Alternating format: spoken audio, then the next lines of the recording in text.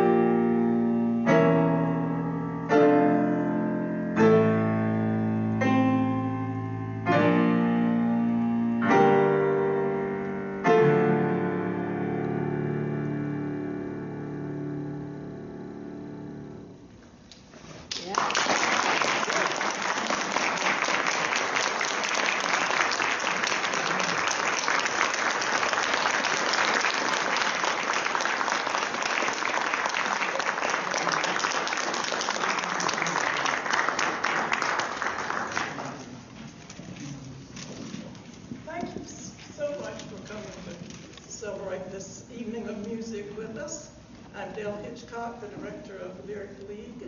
I'd like to remind you to, turn off your cell phones, if you will, because we're recording this and we'll post the performances on YouTube for any of you who are interested. And so the weather has conspired to honor us this afternoon, so we're very grateful for that.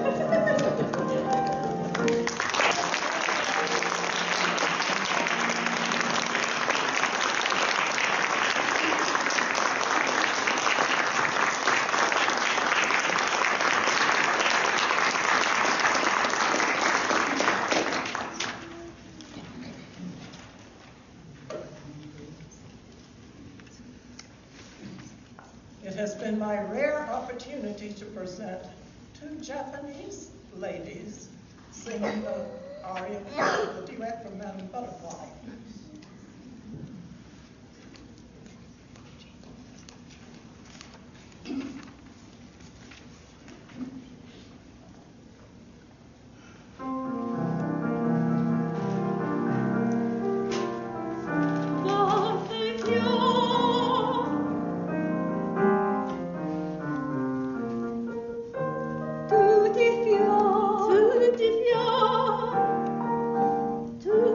Tutti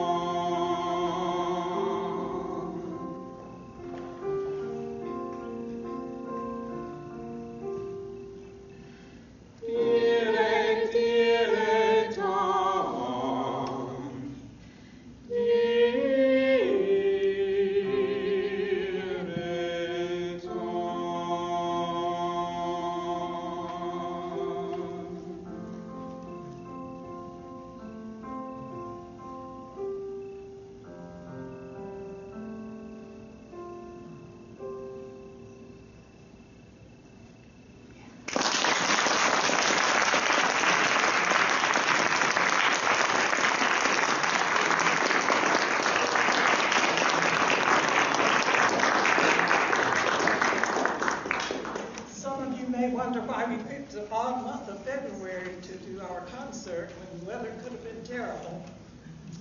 But this lady who just sang for us is facing a tonsillectomy in a few days.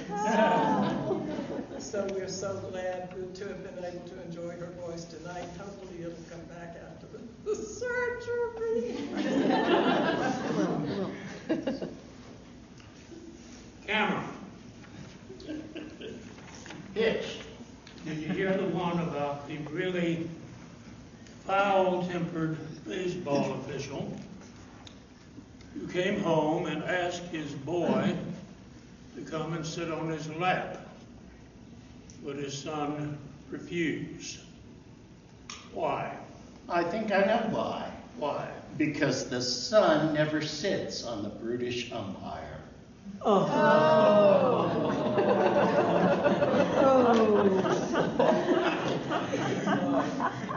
You got it.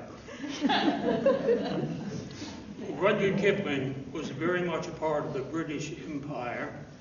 Matter of fact, he was part of the Victorian era, a time when Queen Victoria declared herself Empress of India. And that is really quite a claim. At any rate, Rudyard Kipling wrote many things. He's still around today. As a matter of fact, they're still making movies out of his Jungle Book. And I think that's quite an accomplishment unto itself. I became acquainted with Rudyard Kipling when my parents gave me a printed copy, a framed copy of his poem, If.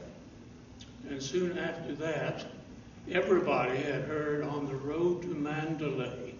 How many of you have ever heard that song? Okay, well, many of you have. You'll hear it again tonight. Well, in the 30s, when I was coming along, I guess everybody had heard On the Road to Mandalay, either on the radio or in concert. Everybody was singing On the Road to Mandalay. The printed music sold more than 1 million copies. I mean, it was just huge. And so Cameron is going to sing this. This is a song about a British soldier who had been stationed in Burma. Mandalay is a city in central Burma. And he remembers this idyllic situation where he was in love with this beautiful Burmese girl, and he's back in London now reminiscing about that wonderful experience. And now here's Cameron singing On the Road to Mandalay. Thank you, Hitch.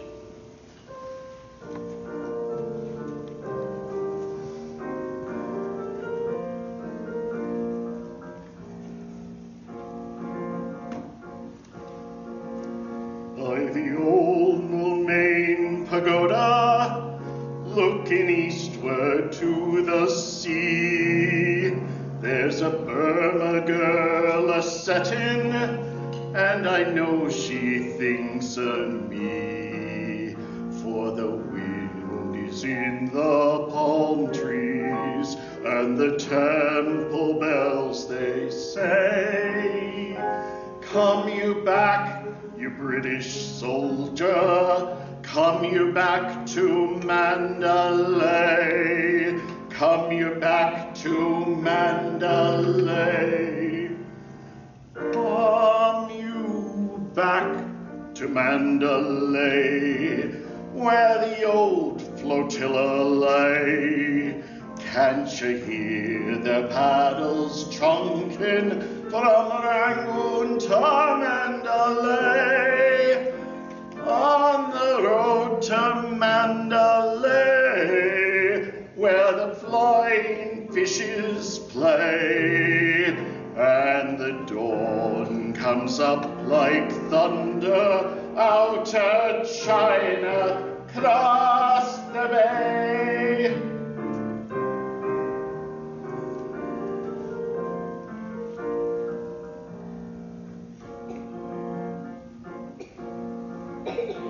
Her petticoat was yellow, and her little cap was green, and her name was Soupy all that, just the same as the boss queen.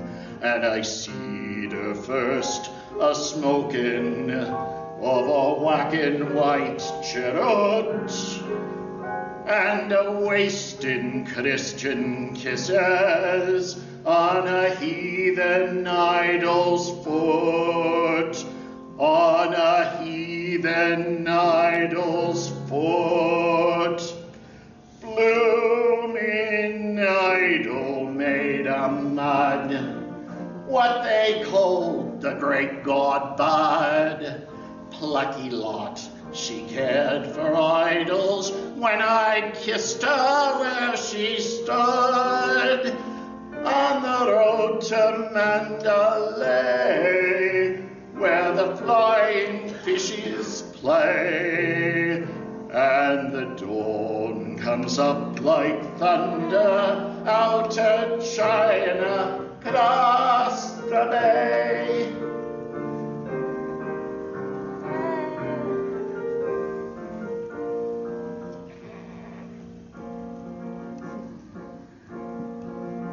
Ship me somewheres east of Suez, where the best is like the worst, and there ain't no 10 commandments, and a man can raise a thirst.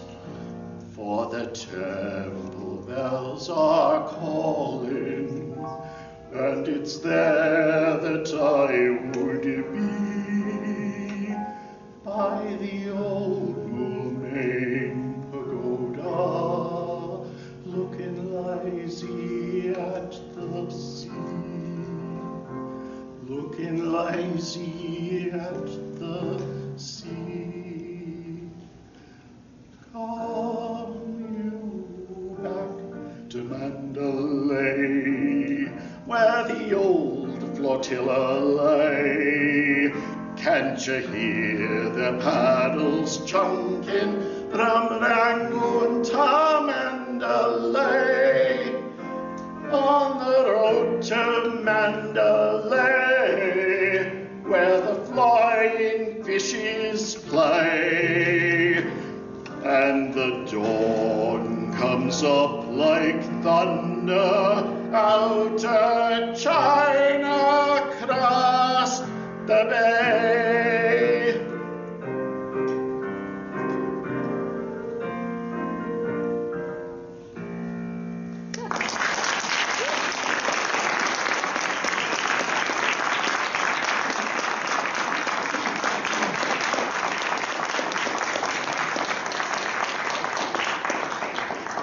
I heard this song. Rudyard Kipling, of course, wrote the poem in the first person.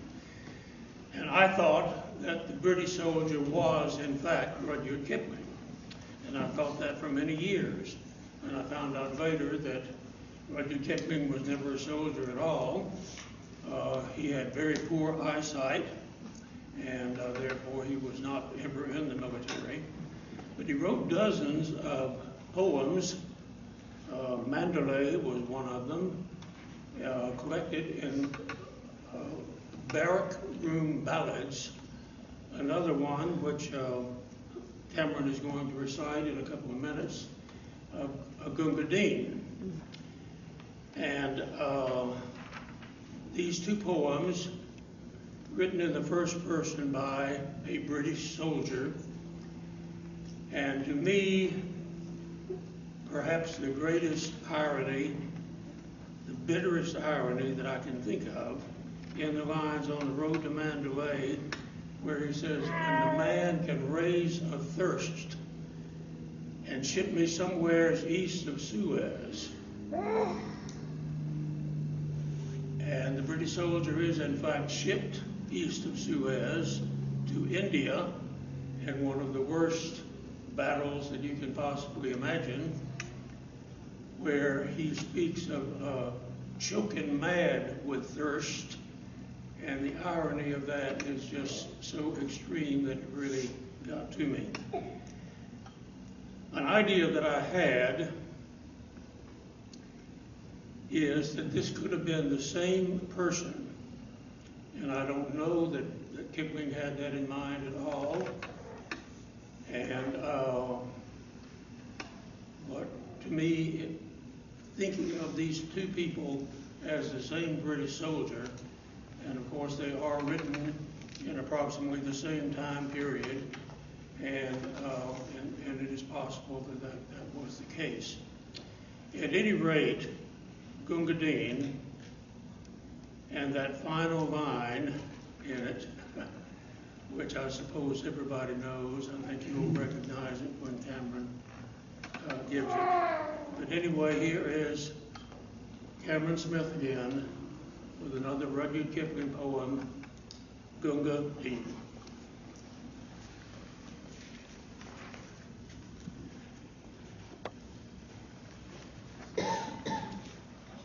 You may talk of gin and beer when you're quartered safe out here and you're set to penny fights and aldershotted. But when it comes to slaughter, you will do your work on water, and you'll lick the bloomin' boots of him that's got it. Now in Inge's sunny clime, where I used to spend my time, a servant of Her Majesty the Queen, of all them black-faced crew, the finest man I knew was our regimental beastie, Gunga Din. When the sweat troop train lay on a siding through the day, where the heat would make your bloomin' eyebrows crawl, we shouted, "Hurry, boy!" till our throats was pricky dry.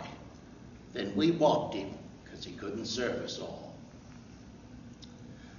I shan't forget the night when I fell behind the fight with a bullet where my belt plate should have been. I was choking mad with thirst, and the bloke who spied me first was our good old grinning, grunting Gunga Din. He lifted up my head, and he plugged me where I bled, and he guv me half a pint of water, green. It was crawling, and it stunk. But of all the drinks I've drunk, I'm gratefulest to one from Gunga Din. He carried me away to where a dooley lay. Then a bullet come and drilled the beggar clean. He set me safe inside, and just before he died, "I hope you liked your drink," says Gunga Din. So I'll meet him later on in the place where he is gone, where it's always double march and no canteen. He'll be squatting on the coals, giving drinks to poor damned souls. And I'll get a swig in hell from Gunga Din. Yes, Din, Din, Din, you Lazarusian leather, Gunga Din. Though I've belted you and flayed you, by the living God that made you, you're a better man than I am, Gunga Din.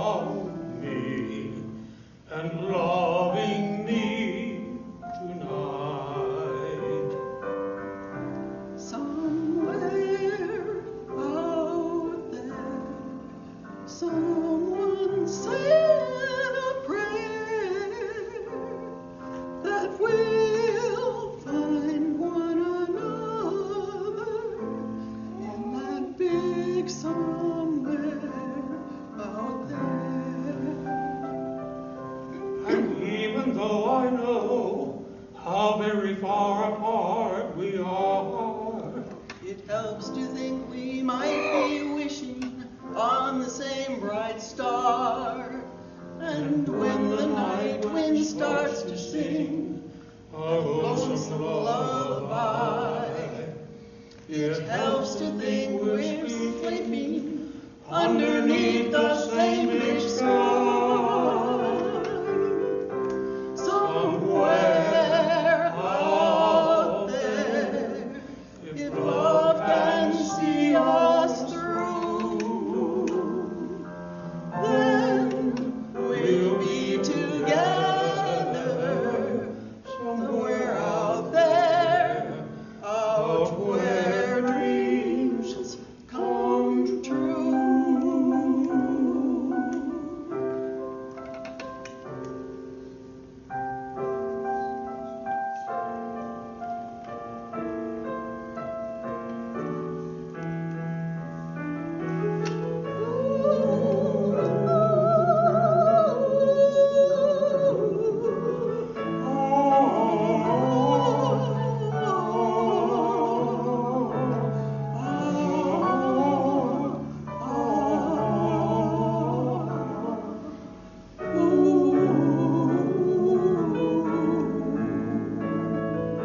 And even though I know how very far apart we are, It helps to think we might be wishing on the same bright star. And when the night wind starts to sing a lonesome lullaby, it helps to think we're sleeping underneath the same big sky.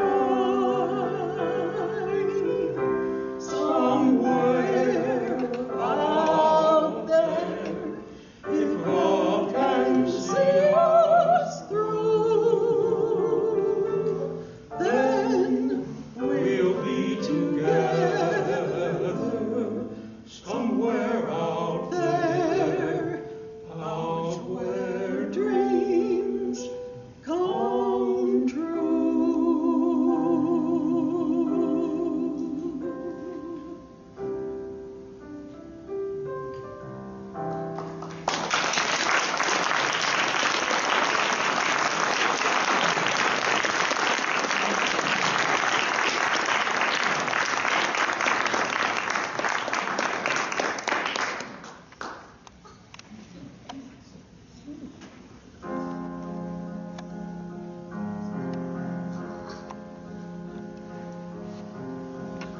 I only want to stay.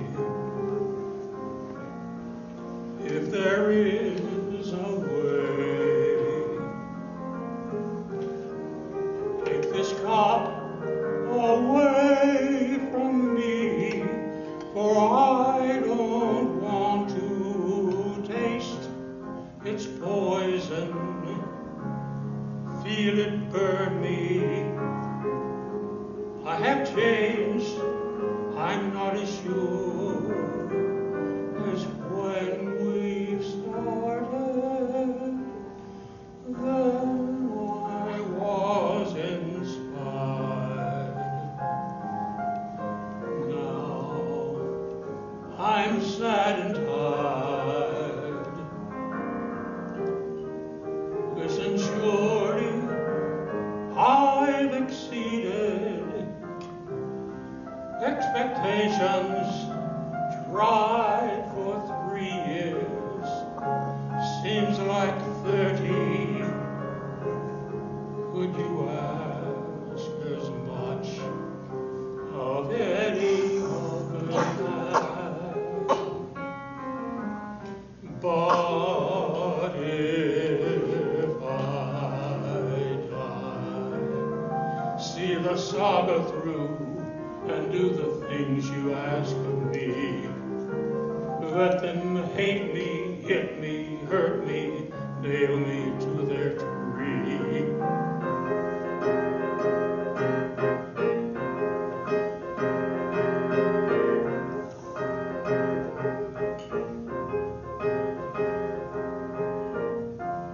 Why should I die? Would I be be more noticed than I ever was before? Would the things I've said and done matter anymore?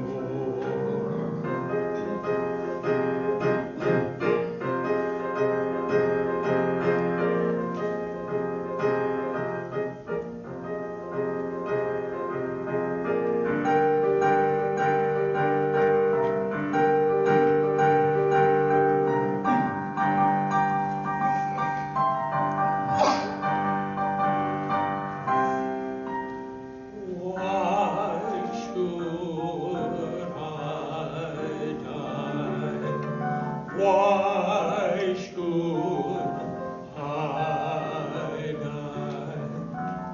Can you show me now that I would not be killed in vain?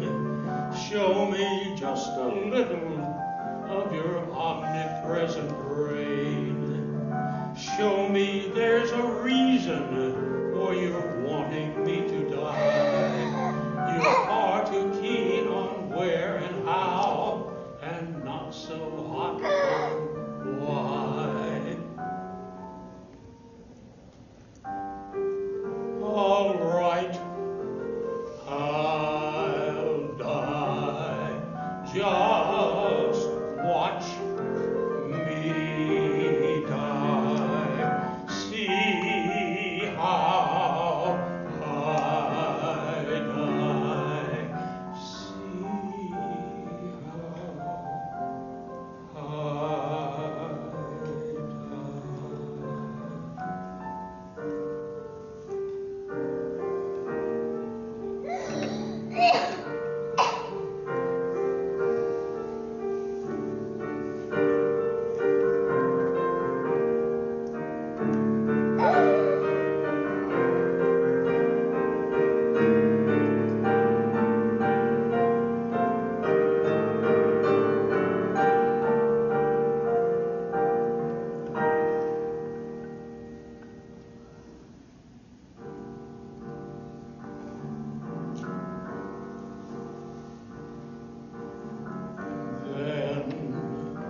I was inspired.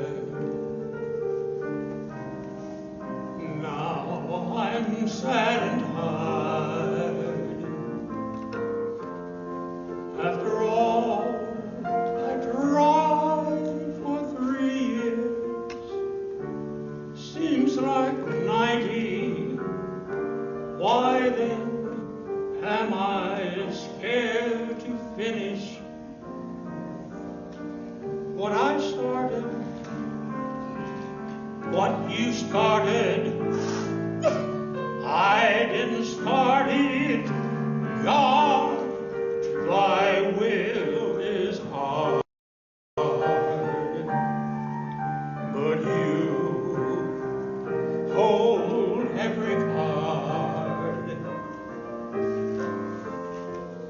I will drink your cup of poison, nail me to your cross and break me, bleed me, beat me, kill me, take me now, before I change my mind.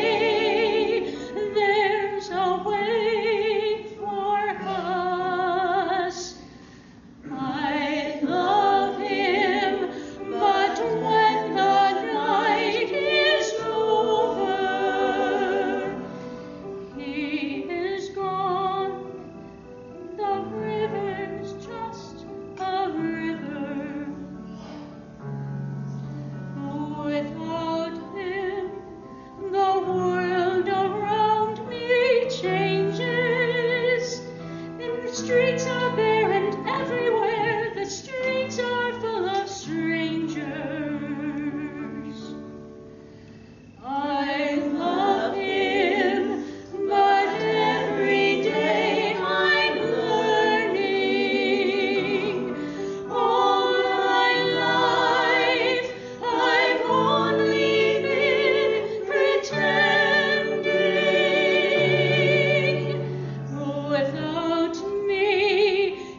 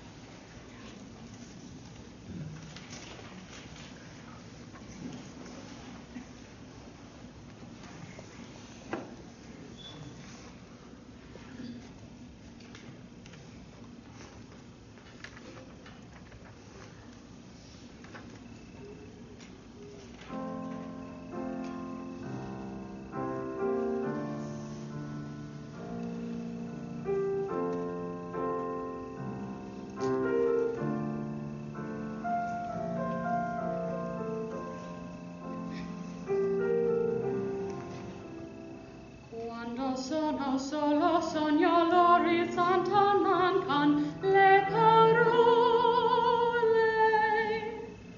Io so che non c'è luce, non stanza quando manca il sole. Sì, non si sei tu con me, con me. Su le finestre mostra a tutti il mio che hai acceso, chiudi dentro me la luce hai incontrato per strada. Con te partirò. Ai sì